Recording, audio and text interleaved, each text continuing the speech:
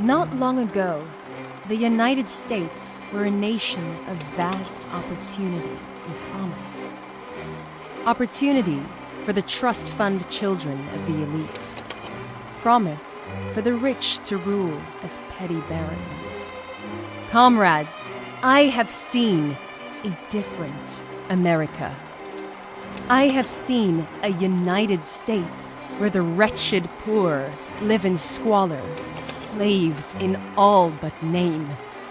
I have seen boundless gluttony erode the foundations of this once proud nation, slowly corrupted by the ink-black taint of capitalism, the iron heart of the market where there was once compassion, brotherhood, replaced by greed, kindness by suspicion.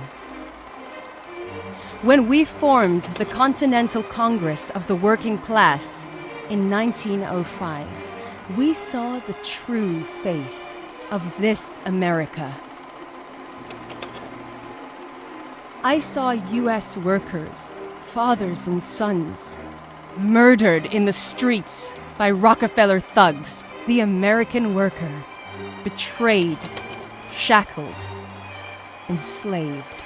They believed they had won the war on the workers of America. But there was a specter haunting the world. And when Chairman Reed returned from the victorious revolutions abroad, we knew our time had come. The declaration of martial law would be the final insult to the underclass of this country. We rose up, and the Chicago sun dawned on an army of 100,000 comrades under arms, flying the scarlet banner of the revolution. Go tell the Caesar, and go tell the Kingfish, the revolution is coming home. Break the chains!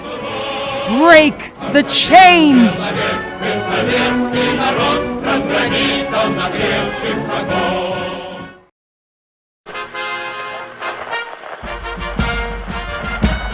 A long time ago, the United States was a nation of vast opportunity and promise.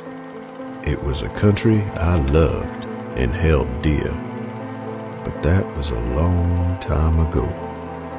The reason I'm writing you this letter, son, is so you would understand why your pa went and done the things he did.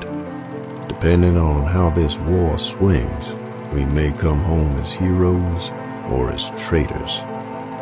I've accepted whatever comes, but if nothing else, I wanted you to hear the story from me. When I was a boy, my family had a little farm down the way from Haynesville. It was such a beautiful place. Me and my brother used to go down by Corny Lake with our dog, Rover. One day we was playing catch when my brother accidentally hit poor Rover with the bat. He was always such a kind and gentle dog. I guess we never could have thought he would snap at my brother like he did. The doctor said the bite shattered the bones of my brother's forearm. His hand ain't never been right since then. When we staggered back home, crying and bleeding, our pa didn't even think twice. He dragged old Rover, lovable Rover, behind the shed and set the record straight with his Winchester. We couldn't believe it. Pa loved Rover, and he never left his side. Yet when he saw my brother and Rover walk down that pathway, there was no doubt in his eyes. I asked him later, "Pa, why did you shoot Rover? He wasn't no bad dog. It was an accident." What my pa said then stuck with me ever since. When a dog go bad once, he said, there ain't no coming back from that. That dog is now dangerous. He loved old Rover, but he loved his family more. That happened a long time ago. We don't own that farm no more, The banks foreclosed our place during the Depression, sent our pa spiraling off the edge. We found him in his study years later, feet dangling. I guess the hit to his pride was too much for my old man. You see, son, just 'cause we fightin' them don't mean they're bad people. I guess a whole lot of us don't even know why we fightin' at all. I ain't no hotshot college scholar or a Washington politician, but your pa has seen war. When you was a little boy and we volunteered in Russia, I had a good, close look at what really happens when these syndicalists try and take the wheel.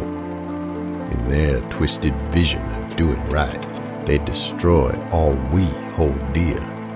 The so-called white democratic forces opposing them are quick to become an empty shell for ambitious generals.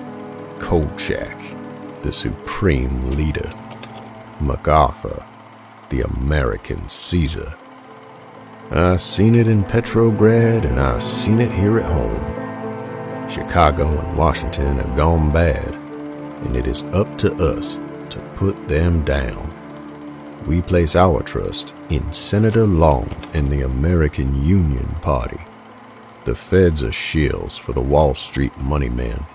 The syndicalists are radicals, rabid dogs frothing at the mouth, ready to tear this nation apart. Huey Long is the only man willing to defend our citizens' rights.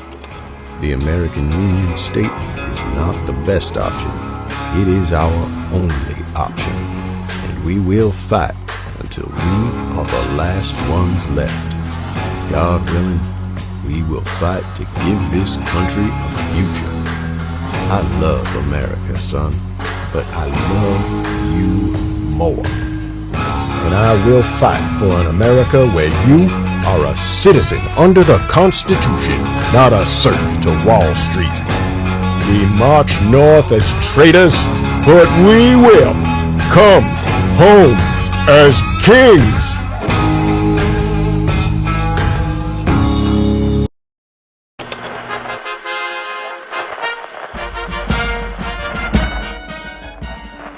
A long time ago, America was a nation of vast opportunity and promise. And she still is. Because America is still alive.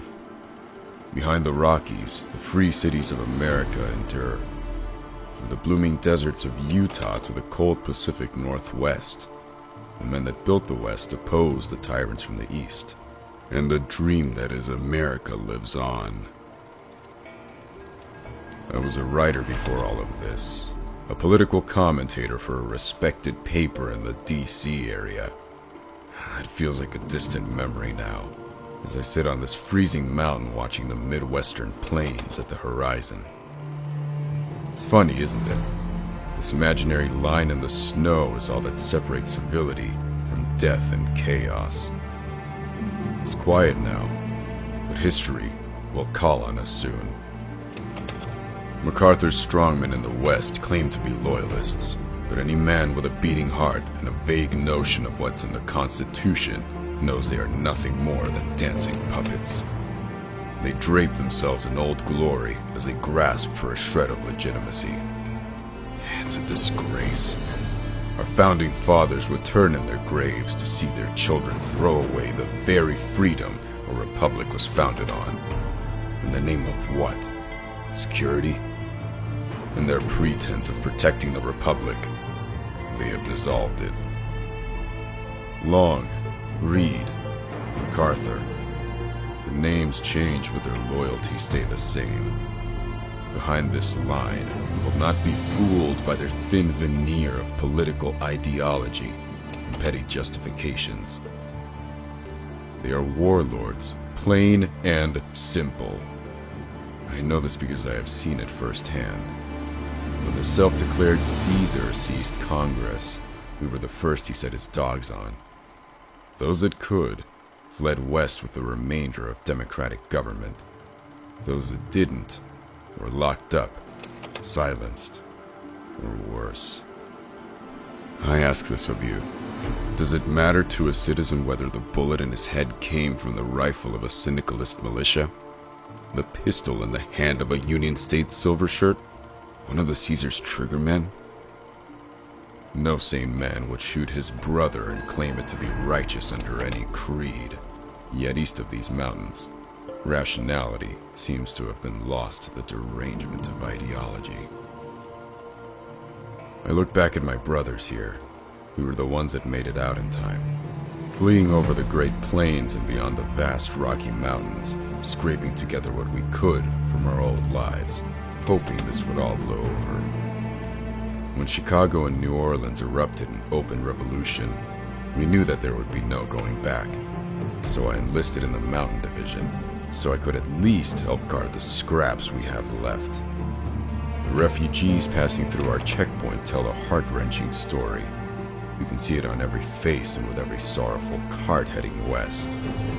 We are witness to an Oregon Trail of hunger and despair, front row seats to the death of America. When Chicago burned, we did nothing. When New Orleans marched north under the flag of a tyrant, we did nothing. They called us afraid, but we are not afraid. We are patient. And as their numbers dwindle and their bullets are spent, we stand guard. As the East grows weaker, those sick and tired of the madness flee west and join our ranks. Through us, America endures. Through us, America survives. They call us the Pacific States. We call ourselves the United States of America. Like Cincinnatus, we will rise up when history calls on us, and gladly throw down our weapons and return to the fields after war. Like Cincinnatus, we do not desire power. We desire life, liberty, and the pursuit of happiness. That phrase has not lost meaning on this side of the continent. Free men of America. Free men of the true America. We stand guard in the West, and let this be known. When the wolves of the East are done tearing each other's throats out, we will march out and once again stretch the true American Republic from sea to shining sea.